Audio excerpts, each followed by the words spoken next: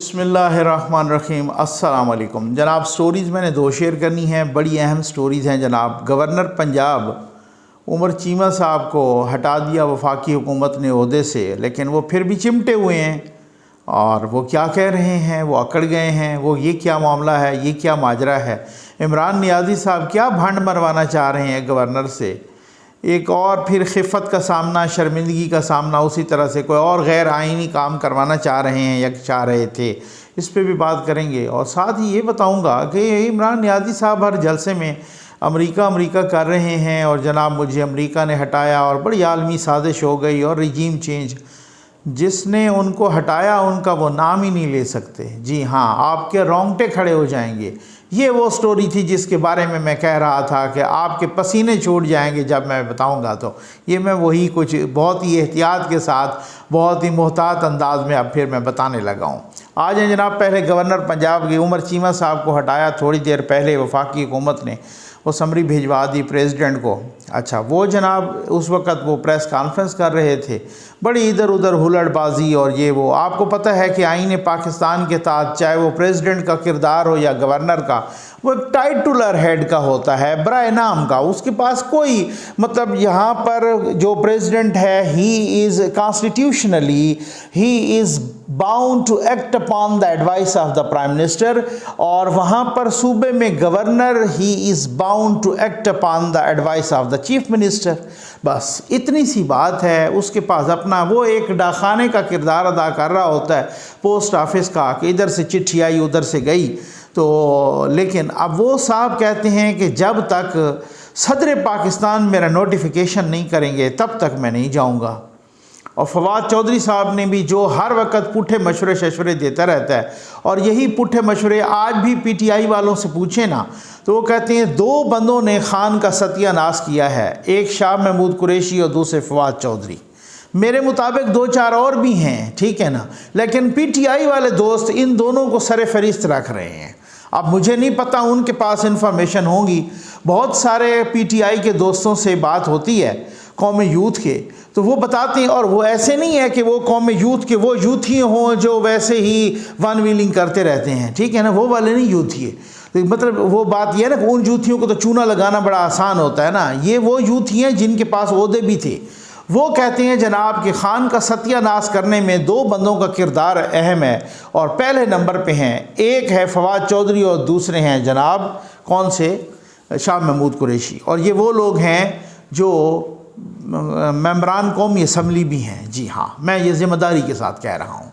अब वही फवाद चौधरी साहब फिर पुट्ठे मशवरे दे रहे हैं कि जो अभी तक गवर्नर हैं ऐसी कोई बात नहीं है, उनको वज़ीर आज़म नहीं हटा सकते, उनको जनाब वो प्राइम मिनिस्टर अपना प्रेसिडेंट हटा सकते हैं। ये कितनी बददियानती है। आप किसी भी आइनी और कानूनी माहिरीन से बात कर लें, किसी भी लॉ एक्सपर्ट से, कॉन्स्टिट्यूशन एक्सपर्ट से बात कर लें, किसी भी कानून दान से बात कर लें, बड़े से बड़े, वो आपको कहेगा कि जी ये प्रेसिडेंट का नहीं, ये प्राइम मिनिस्टर का अख्तियार है। और प्राइम मिनिस्टर जब कहता है कि फ़लाँ को गवर्नर लगाना है तो president is bound to act upon the advice of prime minister. President के पास कोई ऑप्शन ही नहीं है। लेकिन पता नहीं अजीब सी सूरत हाल है। खान साहब जैसे उनको इज़्ज़त रास नहीं आई, खान साहब हों या कासिम सूरी हों या परवेज़ इलाही हों, वो कूचे इक़्तिदार से बेवकार होकर निकले हैं। इसी तरह से फिर उमर चीमा हों या आरिफ अलवी हों, ये क्यों, वो भी कहेंगे कि हम क्यों रुसवाई में पीछे रह जाएं, हम क्यों ज़िल्लत और ख्वारी में पीछे रह जाएं, हम भी उसी तरह से ज़लील और ख्वार होकर निकलेंगे इस कूचे से। ये इसी तरीके से मैं कहता हूँ, वो आम तौर पे ना जैसे कहते हैं कि हार जो दोशा खाने वाले थे वो तो खान साहब और पीरनी साहबा ले गई, इनके गले में जूतों के हार डालने हैं, तब ये उसके बाद जो है ना इस तरीके से। अब कल को वो ऐलान कर दें कि हम तो प्रेसिडेंट की इम्पीच करने लगे हैं, इनको इम्पीचमेंट करने लगे हैं प्रेसिडेंट की, और फिर इनको इम्पीच करके निकालेंगे, वो बेहतर होगा, वो सही होगा। मतलब आप क्या चाह रहे हैं, यही अगर आप ख़ुद बताएं कि किसने लिया था हल्फ। ममनून हुसैन साहब ने नहीं लिया था इमरान खान साहब से हल्फ, तो उनका भी ना रुकता अगर वो इनकार कर लेते। लेकिन एक खुददारी होती है यार, आप तो वैसे ही खुददारी का एवं ढोंग पीट रहे हैं। एक खुददारी होती है, एक डिग्निटी होती है, एक अपराइटनेस होती है, एक कोई कानूनी और आईनी ओहदे की कोई वकार होता है। आपको नहीं चाहिए जैसे गवर्नर वो वहाँ पर वो, अच्छा बड़ी अजीब बात है, शाह फरमान साहब ओहदे से फ़ौरन ही मुस्ताफ़ी हो गए कि मैं वो प्रोटोकॉल नहीं दे सकता शहबाज शरीफ साहब को, मैं तो ये गया, हालांकि उस सूबे में उनकी अपनी हुकूमत थी। वो मुस्ताफ़ी हो गए हैं उसी वक़्त, इमरान इस्माइल उस वक्त मुस्ताफ़ी हो गए हैं जनाब, और उमर चीमा चिमटा हुआ है। तो ये क्या है? ये मेलाफाइड इंटेंशन है, ये वो भांड मरवाने के चक्कर में है। और इस वजह से क्यों हटाया गया कि जी मैं तो उनसे हलफ लूँगा ही नहीं, उन्होंने मौखर कर दिया हलफ उनका, हमजा शहबाज का। भाई अगर आप नहीं लेंगे तो उनका हलफ रह जाएगा, कभी भी नहीं रहेगा, वो बहुत सारे और ऑप्शंस होते हैं। यानी कि मुझे समझ नहीं आती कि जो इमरान इस्माइल पीटीआई का वो इस एहतजाज में वो हो गया मुस्ताफ़ी कि शहबाज शरीफ आ गया है और नून लीग की हुकूमत आ गई, और वो कहते हैं चोरों की हुकूमत आ गई है। वहाँ पे शाह फरमान भी मुस्ताफ़ी हो गया कि जी वो मैं ये चूँकि इनकी हुकूमत आ गई है तो मैं नहीं रहूँगा। उमर चीमा चिमटा हुआ है, सूबे में भी उनकी हुकूमत आ गई है, शहबाज शरीफ के बेटे हमजा शहबाज जो है ना वज़ीर आला बन गए हैं, यहाँ भी वज़ीर आज़म है, लेकिन उमर चीमा पीटीआई का चिमटा हुआ है। ये मुनाफ़िक़त की हद है कि नहीं है? ये इंतहा दर्जे की, बदतरीन दर्जे की मुनाफ़िक़त है या नहीं है? आपके दो गवर्नर इस ऑप्शन पर और इसको बेस बना के वो मुस्ताफ़ी हो गए हैं कि यहाँ शहबाज शरीफ आ गया है, और उमर चीमा किसका गवर्नर है? वो भी तो पीटीआई का है, वो क्यों नहीं मुस्ताफ़ी हो रहा? ये भंड मरवाना चाह रहे थे उनसे, ये आप किसी तरीके से असम्बलियाँ तोड़ दो, आप किसी तरीके से वहाँ पर गवर्नर राज लगा दो। आज वो भाग गए जनाब वो उस मुबजना फ्राडिये परवेज़ इलाही के पास, और उनको जाके बोला कि जी इस तरीके से बड़ी आपकी बड़ा दुख हुआ है, आपका बाजू टूट गया है, वो जो पायडीन शायडीन लगा के इधर पुलिस ने उसे कहा है कि जी आप आएँ इधर ज़रा मेडिकल करवाएं ना, फिर आपकी एफआईआर भी काटते हैं। अब जैसे मेडिकल का नाम सुना तो परवेज़ इलाही साहब उधर ही सुन्न हो गए, उन्होंने कहा जी अब मेडिकल हुआ तो ये तो मेरा सारा झूठ का पोल खुलेगा। इस उम्र में भी झूठ बोलना मैं समझता हूँ तुफ है बंदे पे। वैसे झूठ किसी उम्र में भी नहीं बोलना चाहिए, लेकिन आम तौर पे एक ट्रेडिशन है ना, हमारे यहाँ मशर की ट्रेडिशंस हैं कुछ लोगों की, यार जब आपके कब्र में पैर हो ना तब आप ज़रा और भी हाजी हो जाते हैं, बड़े साफ शफाफ पाक नमाजी और बड़े जो है ना मतलब पारसाई की तरफ चले जाते हैं। लेकिन वो आम तौर पे ये समझा यार इस उम्र में भी जब आपके पैर जब कब्र में लटक रहे हों तो फिर आप इस उम्र में भी झूठ बोलें तो फिर तो बिल्कुल ही मैं समझता हूँ बेशर्मी की इंतहा है।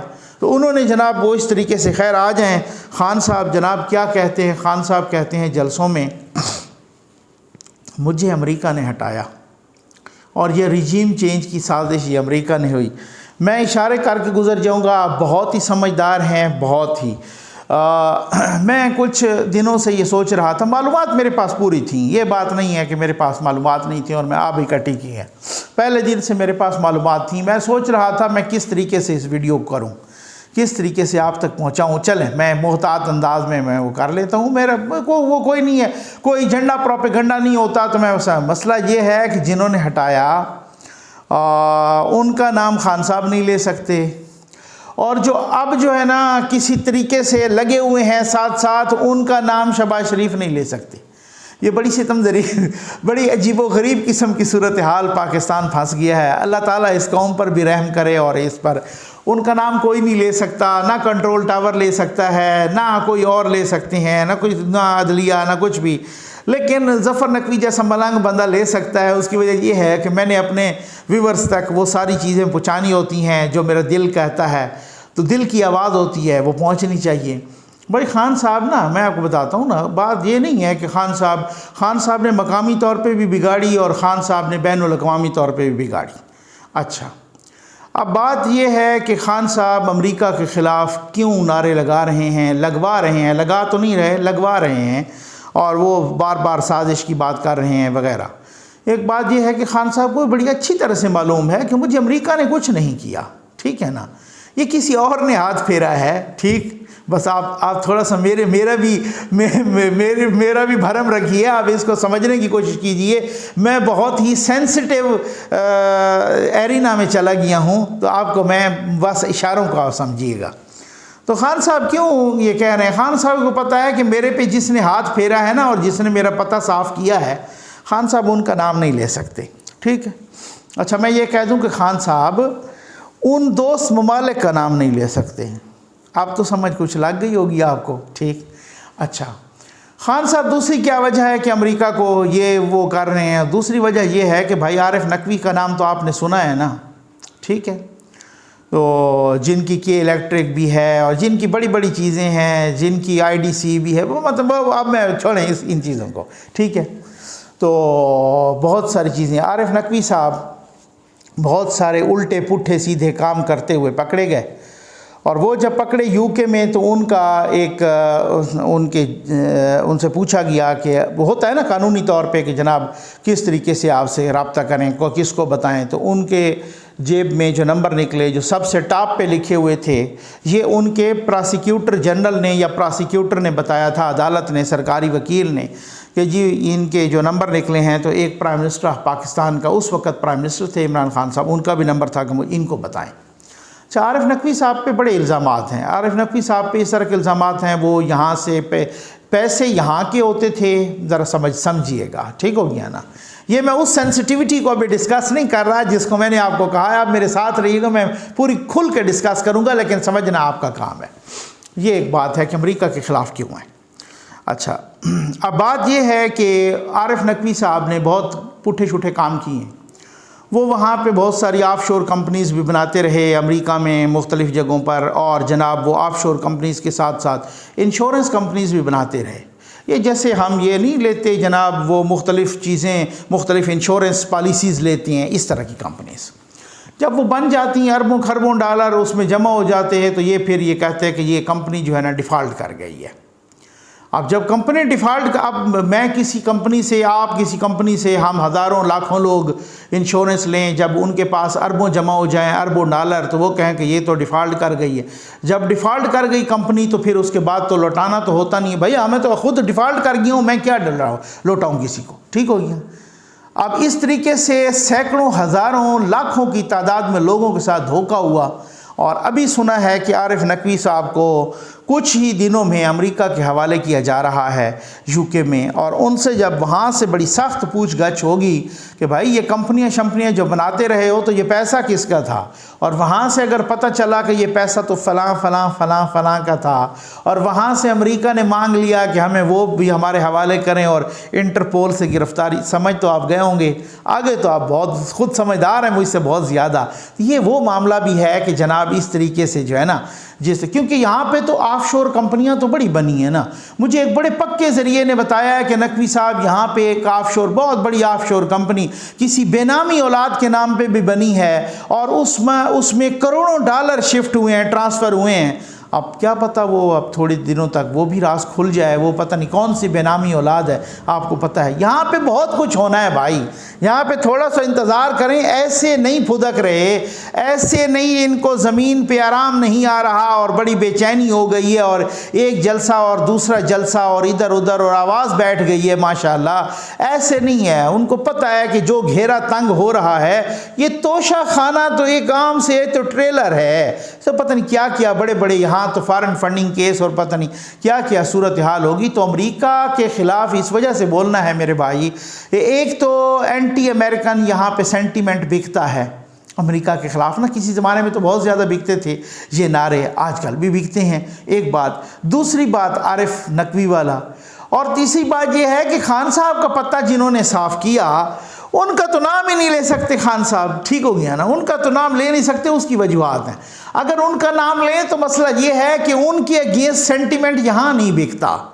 ज़रा पॉइंट टू बी नोटेड, मैं बहुत ही, मैंने कहा ना, सेंसिटिव एरिना में दाखिल हो गई हूँ, लेकिन मैं पूरी कोशिश करूँगा आप तक मुकम्मल बात पहुँचाने की, ठीक है। मसला ये है कि उनका नाम यहाँ पे अगर उनके ख़िलाफ़ आप नारा लगाएंगे तो वो पाकिस्तानी अवाम में नहीं बिकता। कुछ पड़ोसी मुल्क ऐसे भी हैं जिनके ख़िलाफ़ आप नारा लगाएंगे तो वो पाकिस्तानी अवाम में नहीं बिकता। कुछ पड़ोसी ममालिक ऐसे भी हैं कि अगर उनके ख़िलाफ़ आप नारा लगाएंगे तो फिर वो आपके साथ साथ, जो आपके साथ ख़ुसूसन उस स्फीयर में जिनको आपने ताल्लुकात बेहतर बनाने के लिए बनाया था, अब वो मेरे लिए बड़े मोहतरम है, मैं नाम नहीं लूँगा, और फिर आखिर तक आप सिफारिशों के तौर पर आप उन्हें वहाँ भेजते भी रहे, समझ आ गई होगी ना, समझ तो गए हैं ना, ठीक है ना। हमारे दोस्त को जिनको तकरीबन आखिरी 1 साल में लगाया था और आपने वही ताल्लुकात बहाल करने के लिए और सारा कुछ, उनको आखिर पे भी आप भेजते रहे और वो दाल नहीं गली, तो अगर आप उनका कहते हैं तो यहाँ पे ना मामलात बड़े कुछ सेंसिटिव होते हैं, कुछ मज़हब के हिसाब से भी, कुछ दूसरे हिसाब से भी, समझ आ गई। कोई और पड़ोसी मुल्क हैं तो उनका अगर आप ख़िलाफ़ नारा लगाते तो उनका सवाल ही पैदा नहीं होता, वो लोग एक्सेप्ट नहीं करते कि उनकी और हमारी दोस्ती तो पता नहीं कहाँ कहाँ है। तो आप अगर ख़िलाफ़ नारा लगाते हैं ऐसे दोस्तों के ख़िलाफ़ तो वो एक्सेप्टेबल नहीं होती, पाकिस्तानी अवाम उसको रिजेक्ट करते हैं। तो बाकी रह गया अमेरिका, वो एंटी अमेरिकन स्लोगन यहाँ पे बिकते हैं ना, एंटी अमेरिकन नारे यहाँ पे बिकते हैं। तो इस वजह से आपको आलू प्याज का रेट वो भी आप नहीं बता सके क्योंकि आपने तबाह कर दिया। आप इकानमी, आपके पास नौकरियाँ, आपके पास घर, कुछ भी बताने को नहीं है, सिर्फ अमेरिका के ख़िलाफ़ नारे लगाने के आपके पास हैं। अब मसला ये है कि मैं चंद दिन पहले देख रहा, अच्छा सऊदी अरब ने मुबारकबाद दी, चीन ने मुबारकबाद दी, इंडिया तक ने मुबारकबाद दी, है ना, ठीक होगी यार। रुकिएगा, मैं बहुत आपको सेंसिटिव और बहुत ही बड़े कड़ाकेदार और धमाकेदार किस्म की बातें बताने लगा हूँ आज। हाँ जी, मैं बताऊँगा, मेरे पे कोई कदगन नहीं है अल्हम्दुलिल्लाह, जो भी नहीं बता सकता तो नहीं बता सकता, ठीक है। अच्छा, अब उसमें बात ये है कि सूरत हाल ये है कि मेरे भाई बहुत सारी चीज़ें ऐसी होती हैं।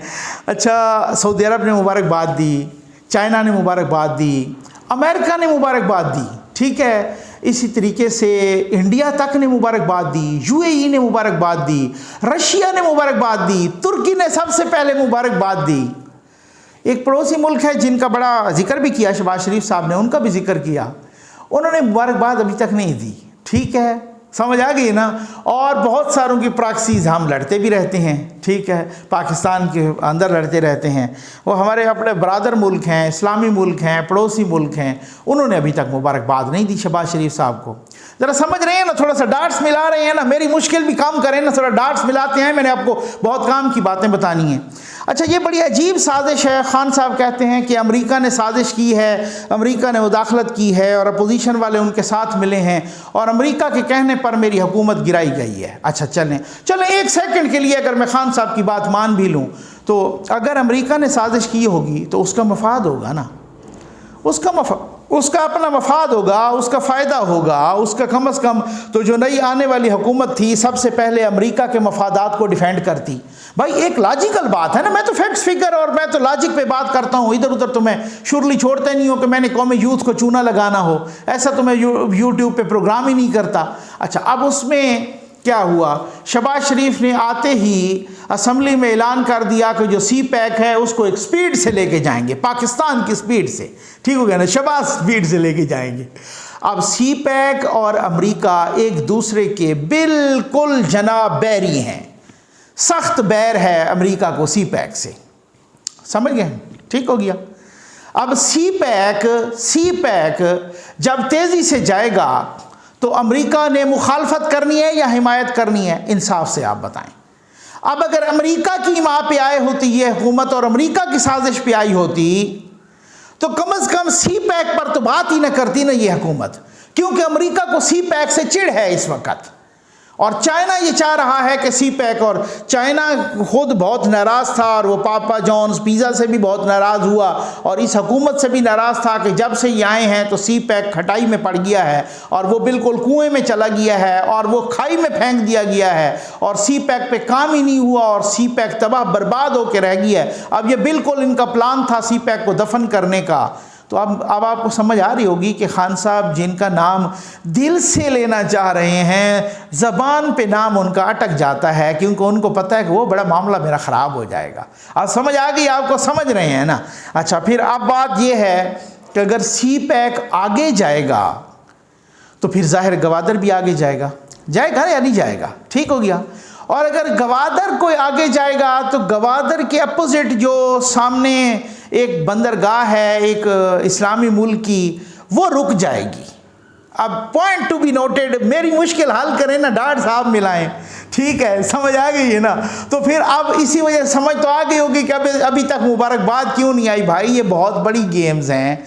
अच्छा, जावेद चौधरी साहब ने एक कॉलम लिखा था और वो कॉलम लिखा था कुछ अर्सा पहले, और फिर मैंने भी बहुत मुतअद्दिद दफ़ा मैं इस पर बहुत सारी वीडियोस भी कर चुका हूँ। उन्होंने कहा था, किस पड़ोसी मुल्क का कहा था कि उन्होंने शर्त यही रखी है कि आप नून लीग की गवर्नमेंट ले आएँ, नवाज शरीफ को ले आएँ, ठीक है ना, नून लीग को ले आएँ या इस तरीके को वो ले आएँ, तो हम जो है ना तैयार हैं। यहाँ पर जावेद चौधरी साहब ने गालिबन लिखा था कि 100 अरब डॉलर तक भी देने के लिए आपको तैयार हैं, जिससे आपके सारे कर्जे भी उतरेंगे और सब कुछ उतरेगा।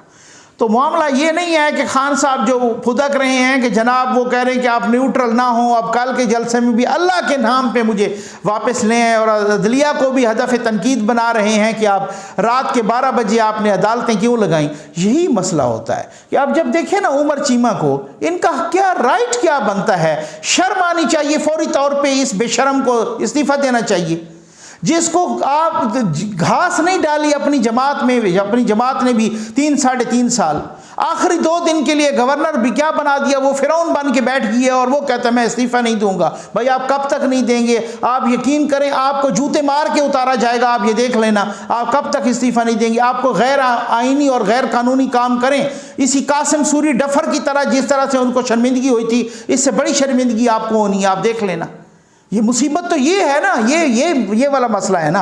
अब खान साहब जनाब क्या सूरत हाल क्या है कि वो जावेद चौधरी साहब ने क्या कहा था, मामला ये नहीं है कि वो ये कहें कि जी मुझे कंट्रोल टावर वापस ले आए, मामला ये भी नहीं है कि वो कहें कि जनाब अदलिया ने क्यों 12 बजे लगा दिया और वो बार बार ओ जी मैं तो इस तरीके से जनाब को कॉल दे दूंगा। और अपना फवाद चौधरी साहब भी बड़ा ढीठ इंसान है भाई, ये अजीब वकील भी हैं, सियासतदान भी अपने आप को कहते हैं, लेकिन बड़े ढीठ किस्म के इंसान हैं। वो कह रहे हैं जनाब कि जी आप ये देख लेना कि खान साहब अगली कॉल देने के लिए तैयार हैं। वो सिविल वार के ट्वीट्स कर रहे हैं, इनको कोई रोकने वाला नहीं है। कल को कोई कार्रवाई हो तो ये कहेंगे हमारे खिलाफ इंतकामी कार्रवाई हो गई है। और भाई बात यह है, आखिरी बात सुने, बात यह है कि आप ये न चीखें कि आपको फलां ले आए और ये वो करे, और आपने तो कंट्रोल टावर को हदफ तनकीद बनाया, और आपने तो जनरल बाजवा को बनाया, और आप अमेरिका एंटी अमेरिकन स्लोगन लगा रहे हैं पाकिस्तान में, अमेरिका में नहीं। अमेरिका में तो वो पॉम्फलेट देखा ना आपने जो इनके एहतजाज का, उस पॉम्फलेट के ऊपर लिखा हुआ है कि नो एंटी अमेरिकन स्लोगन। ठीक हो गया ना, नो एंटी अमेरिका स्लोगन किसी किस्म। आज 17 तारीख को उनका एहतजाज है व्हाइट हाउस के सामने यूथियों का, और उस पॉम्फलेट के ऊपर लिखा हो कि अमेरिका के खिलाफ कोई नारा नहीं लगाना। ये है इनकी गैरत, हमीयत और ताकत। जहाँ पे जूते पड़ने का इम्कान हो ना, वहाँ पे वो कहते हैं अमेरिका के खिलाफ नारा नहीं। अब यूएई में या कतर में या सऊदीया में लगाएं ना, इनसे कहें हिम्मत करो लगाओ, वहाँ से जूते मार के निकालेंगे। वो सफारत खाने ने वार्न कर दिया हुआ है कि आप ऐसा नहीं करें, आपको जूते मार के निकाला जाएगा यहाँ से। तो वो वहाँ पे चुप हैं, अब वहाँ कोई नहीं कर रहे, वहाँ पे पकड़ धकड़ भी है, सारा कुछ, वहाँ चुप हैं। उनको पता है कि यहाँ से इन्होंने निकाल दिया तो खान साहब ने तो पहले जो 1 करोड़ की नौकरियाँ कहा था वो तो है कोई नहीं, हम किधर जाएंगे, ठीक है ना। वो उधर जो जिधर इनको लगता है ना खला लगता है, जूता लगता है, वहाँ ये चुप कर जाते हैं। अच्छा, मैं वो बात कर रहा था कि भाई बात ये है कि कुछ लोगों ने ये सिर्फ मकामी मसला नहीं था, आपने मकामी लेवल पे भी तबाही मचाई, आपने कंट्रोल टावर के साथ भी बिगाड़ी, आपने अदलिया के साथ भी बिगाड़ी, आपने अवाम का कचूमर भी निकाला, सत्यानाश किया महंगाई का, वो पता नहीं किस तरीके से जिन आपने बेकाबू करके आपने हर किसी के साथ बिगाड़ी। आपने बैनुल अक़वामी सतह पर भी बिगाड़ी, अमेरिका के साथ तो वैसे बिगाड़ी, चाइना के साथ भी बिगाड़ी, सऊदीया के साथ भी बिगाड़ी, हर सतह पे बिगाड़ी आपने, हर जगह पर बिगाड़ी, ठीक है ना। तुर्की आपके साथ नहीं था, बहुत कुछ भी हो जाए ये सवाल हवाले से। इंडिया का सदर आपका, इंडिया का प्राइम मिनिस्टर आपका फ़ोन नहीं उठाता, चाइना का प्राइम मिनिस्टर आपको फ़ोन करता नहीं है, अमेरिका का सदर आपको फ़ोन करता नहीं है। आपने वो मोहम्मद बिन सलमान की दी हुई तोहफे की घड़ी आपने बाज़ार में बेच दी। तो वो मकसद कहने का ये है कि यहाँ पर जो बैनुल अक़वाम, हम तो फंसे हुए हैं ना कर्ज़ों में, और IMF भी चढ़ा है और सारा कुछ, तो जो बैनुल अक़वामी प्लेयर्स भी हैं वो भी उन्होंने ये नहीं, उन्होंने कहा भाई ये चूँ चूँ के मुरब्बे और इस तरीके की सूरत हाल के जिनको कोई न तमीज़ है, न गवर्नेंस की, न सियासत की, न हुकूमत की, न रियासत चलाने की, न डिप्लोमेसी की, कि जिसको कुछ भी नहीं आता, ये रहेंगे तो फिर आप खुद निमट लें। IMF से भी, हर किसी में से भी ना कोई कर्जा है और ना कुछ है, कुछ अर्सा पहले जब खान साहब ये अभी अदम एतमाद आने को थी या आ चुकी थी, और खान साहब वहाँ पर ये चाइना में गए थे, जो इज़्ज़त अफजाई हुई थी पूरी दुनिया ने देख ली थी, पूरे पाकिस्तानियों ने देख ली थी, यूथियों को नज़र आ गया था। अब एंड पे मैं वो जुमला कहता हूँ और मैं फिर खुदा हाफिज़ कहूँगा। लग समझ आपको गई होगी कि जिन्होंने हाथ साफ़ करके, जिन्होंने पत्ता साफ़ किया है, जिन्होंने खैर से माशाल्लाह हाथ फेरा है, जिन्होंने खान साहब को चलता किया है, उनका नाम तो आप ले नहीं सकते। और बाकी आपको पता है कि यहाँ पे अमेरिका के ख़िलाफ़ नारे बिकते हैं तो वो बेचते रहें, होगा कुछ भी नहीं। उम्मीद है आपको वीडियो पसंद आई होगी। आपका बहुत बहुत शुक्रिया।